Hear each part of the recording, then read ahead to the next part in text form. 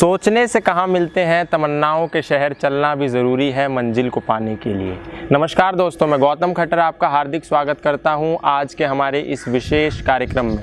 और आज के हमारे इस विशेष कार्यक्रम के मेहमान एक ऐसी शख्सियत हैं जो पहाड़ियों की धूल भरी गलियों में से निकल के जिन्होंने हरिद्वार को एक पहचान दी। और आज वो दौर आ गया है कि हरिद्वार और उत्तराखंड का युवा ही नहीं अपितु संपूर्ण भारत का युवा उनको एक यूथ आइकन के रूप में देख रहा है। बहुत बहुत स्वागत है सर आपका हमारे इस विशेष कार्यक्रम में। मैं बात कर रहा हूँ one of the most popular IAS officer on social media as well as on the ground zero, Shri Deepak Rawat ji की। दीपक रावत जी, बहुत बहुत स्वागत है आपका। Thank you Gautam, thank you sir. इससे पहले कि हमारा संवाद शुरू हो, मैं आपसे आपका हालचाल जानना चाहूँगा, क्योंकि कोरोना चल रहा है और आप लगातार सड़कों पर हैं, गरीबों के लिए, बेसहारों के लिए उनसे इंटरेक्ट कर रहे हैं। ऐसे में वो लोग तो सुरक्षित हैं क्योंकि आप उनके साथ हैं, लेकिन आप सुरक्षित हैं या नहीं, ये मैं आपसे जानना चाहूँगा। आप स्वस्थ हैं?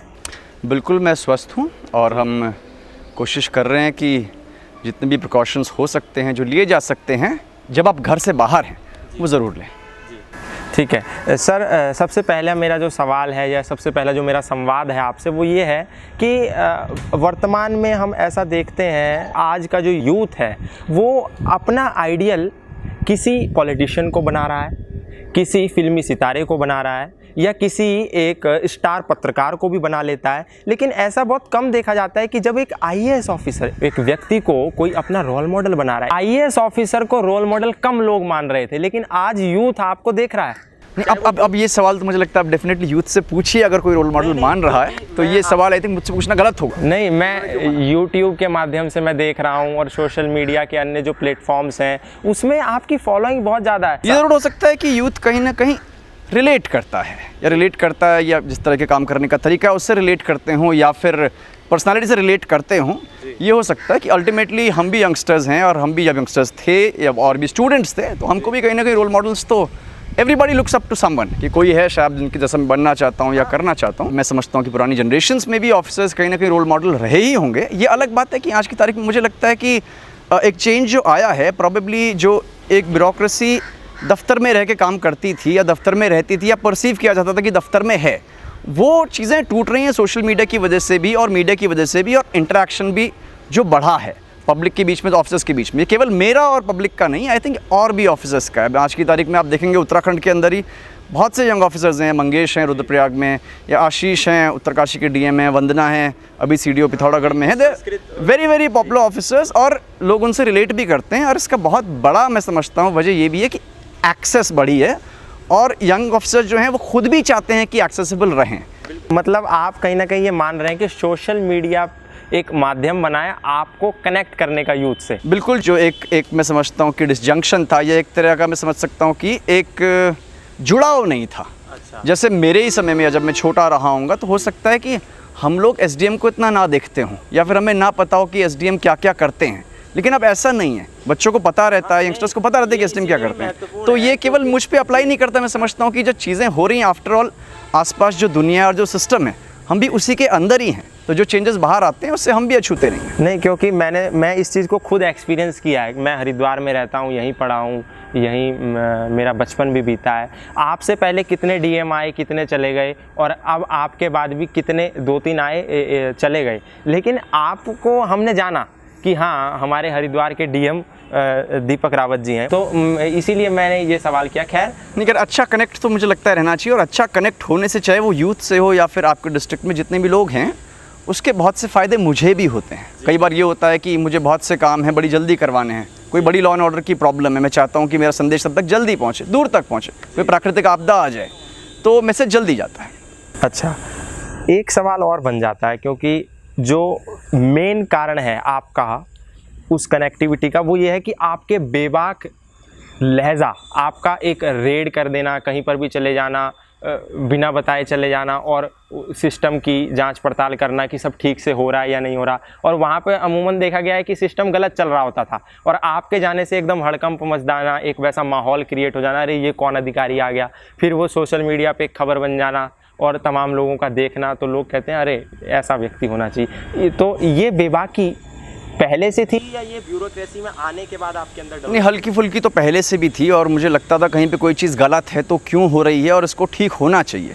तो कुछ तो पहले भी थी, लेकिन अब क्योंकि अब मैं उस चेयर पे हूँ भी तो और ज़्यादा इसलिए बढ़ जाती है कि जो अंग्रेज़ी में कहते हैं कि know where the shoe pinches, जूता कहाँ पे काट रहा है, ये पता होना चाहिए कि जूता कहाँ पे काट रहा है। और जब ये काट रहा है, जहाँ पे भी काट रहा है, आपको वहाँ पे चले भी जाना चाहिए कभी कभार। ये तो संभव भी नहीं कि हम हर बार जा सकें और ये डिज़ायरेबल भी नहीं है कि आप हर बार जाएं, लेकिन आप ज़रूर कभी ना कभी फील्ड में जाएं, क्योंकि आपके पास जो भी सूचनाएं आती है वो कहीं ना कहीं से फ़िल्टर्ड होती हैं और जहाँ से भी वो फ़िल्टर्ड होती हैं उसमें कोई ना कोई बायस होता है। उसमें हो सकता है किसी के कोई निजी स्वार्थ भी, कोई इसको बताने में कोई निजी हित भी हो। वहाँ पे जाके जब आप जाते हैं ग्राउंड ज़ीरो पे तो पिक्चर एकदम क्रिस्टल क्लियर होती है, आप जल्दी सॉल्व कर पाते हैं। और एक ये मैसेज भी रहता है कि बड़ी मशीनरी डिस्ट्रिक्ट में होती है, आप जानते हैं कि बहुत से डिपार्टमेंट्स हैं, 60-65 डिपार्टमेंट्स हैं और मशीनरी ऑयल्ड रहती है और आपके जाने से ये भी रहता है कि जो एक अनप्रडिक्टेबिलिटी है, किसी आप पहुँच भी सकते हैं, देखा भी जा सकता है, मेरी जवाबदेही भी तय हो सकती है। इससे हमारा सिस्टम और आंसरेबल बनता है और जवाबदेह बनता है, और सिस्टम अगर जवाबदेह है तो गवर्नेंस इंप्रूव हो रही है। बिल्कुल, वही हमें चाहिए। हम आईएएस ऑफिसर हमारे पास बहुत हैं, आईआरएस आईपीएस ऑफिसर जो यूपीएससी क्रैक करके जाते हैं और देखा जाता है वो लोग थोड़ा सा अपनी उस पर्सनैलिटी में वो ये भी कह सकते हैं कि रिजिड हैं। आप बहुत नॉर्मल रहते हैं, आप यूथ से भी कनेक्ट होते हैं, आप युवाओं से मिलते हैं, आप कोशिश करते हैं कि हर यूथ प्रोग्राम में आप सम्मिलित हों। तो वो कौन, ये सब तो चीज़ें वो हैं जो सोशल मीडिया के माध्यम से युवा जानता है आपके बारे में, लेकिन इससे हट कर के भी बहुत सी चीज़ें होंगी जो यूथ नहीं जानता। वो क्या चीज़ें हैं? ये कहेंगे कि मैं काम कैसे करता हूँ या मुझे काम करना अच्छा कैसे लगता है या फिर मैं ग्राउंड से क्यों जुड़ा रहता हूँ, तो इसका मैं ज़रूर जवाब दूँगा।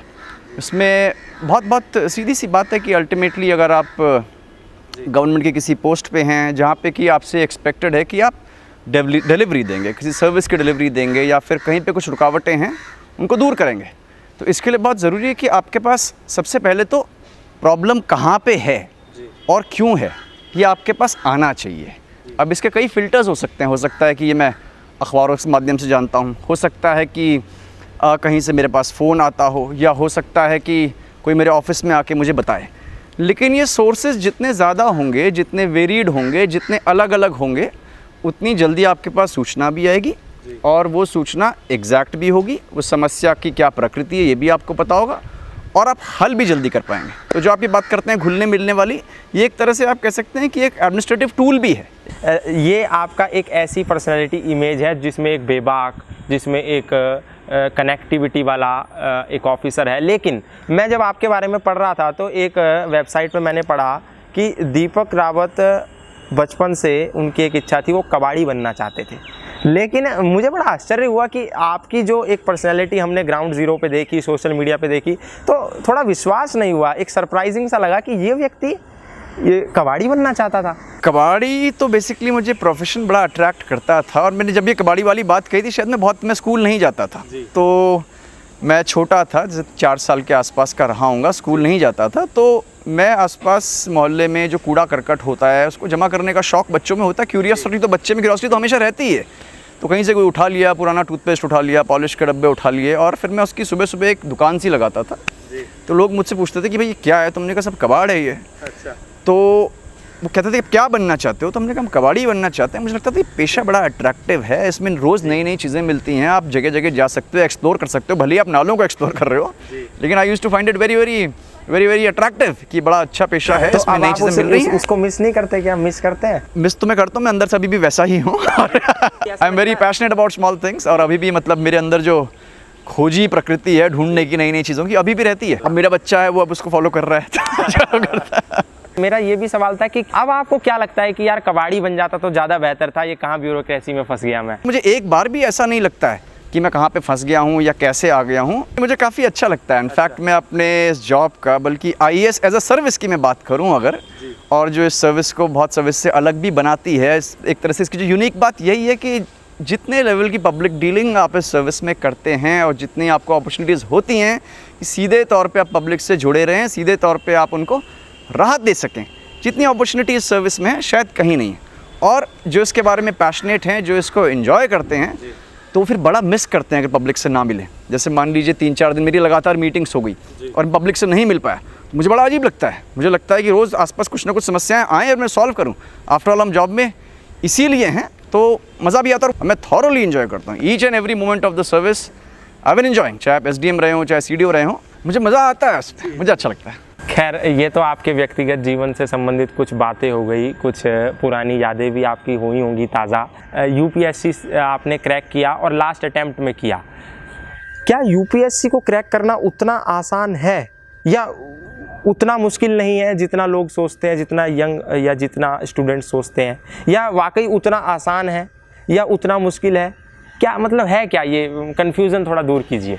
अब इसमें मुश्किल और आसानी की बात तो खैर एक अलग विषय है। ये सवाल ज़्यादा इम्पॉर्टेंट है कि अगर आप इसमें जाना चाहते हैं, ये वाकई आपको जॉब अच्छा लगता है या नहीं लगता है। अगर जॉब आपको अच्छा लगता है तो मैं समझता हूँ कि आसान भी है।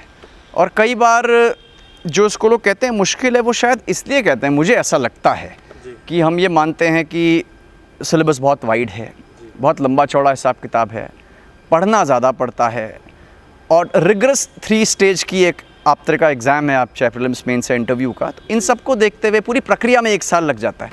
उसको देख के हमारे बहुत सारी धारणाएं हैं कि ये एक डिफ़िकल्ट एग्ज़ाम है। इसको लेके भी लोग इसलिए भी डिफ़िकल्ट मानते हैं कि साहब नहीं होगा तो मैं क्या करूँगा और लाइफ वेस्ट हो जाएगी।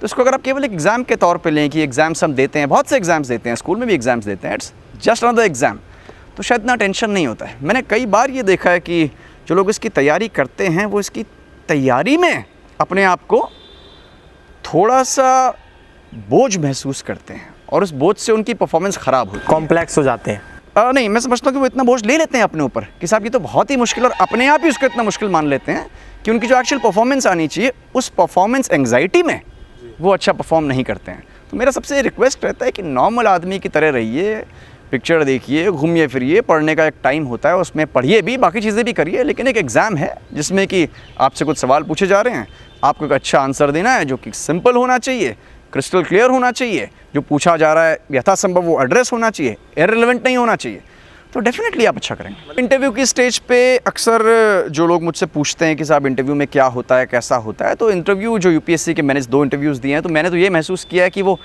इस बात को नहीं देखते कि आपने कितनी ज़्यादा पढ़ाई लिखाई कर ली और आप कितनी गहराई में हर चीज़ के घुस गए। थोड़ा बहुत देखते होंगे, लेकिन इस बात को ज़्यादा देखते हैं कि आपकी ओवरऑल पर्सनैलिटी कैसी है।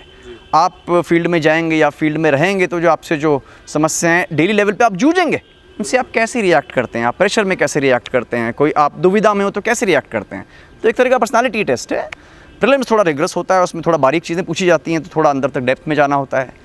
मेंस डिस्क्रिप्टिव है, तो इस बात को देखा जाता है कि आपकी clarity of expression, clarity of written expression, कितने कम शब्दों में आप बता पाते हैं, कितने क्लियरली कह पाते हैं, उसका टेस्ट है। लेकिन मैं इसके बहुत अगेंस्ट हूँ जो बहुत से हमारे बच्चे बहुत ज़्यादा मटेरियल इकट्ठा करते हैं और उस मटेरियल को इकट्ठा करके फिर उसको भी ख़त्म भी नहीं कर पाते हैं, यहाँ तक कि बहुत जो बेसिक किताबें होती हैं उसको भी नहीं पढ़ पाते हैं।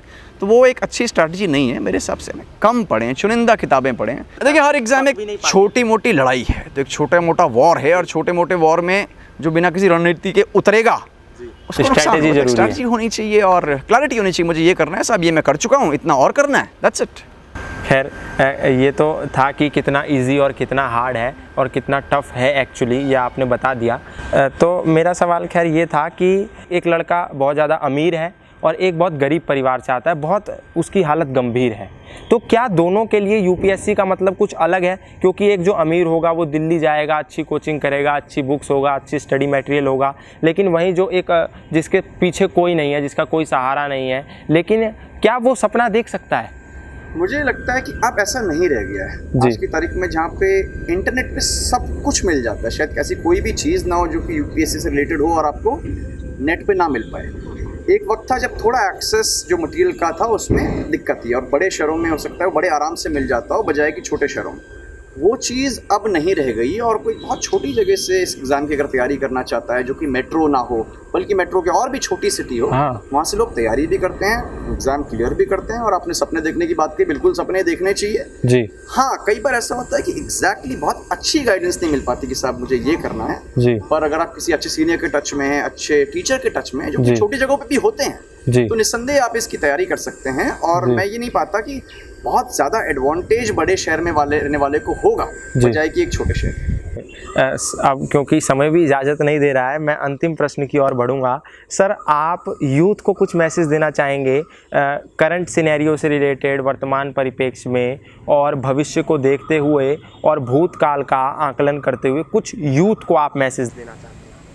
यूथ को मेरा यही मैसेज है कि जो उनको दिल से अच्छा लगता है उसको आप ज़रूर परसू करें, और अगर आपको लगता है कोई भी ऐसा व्यक्ति है जो आपसे ज़्यादा ज़रूरतमंद है और आप ज़्यादा खुशकिस्मत हैं और आप उसकी कोई हेल्प कर सकते हैं, तो आप उसको ज़रूर करें। तो ये थे उत्तराखंड के ब्यूरोक्रेसी लेवल से निकले एक सामान्य इंसान, जिनका जीवन एक सामान्य युवा या सामान्य इंसान की तरह ही है।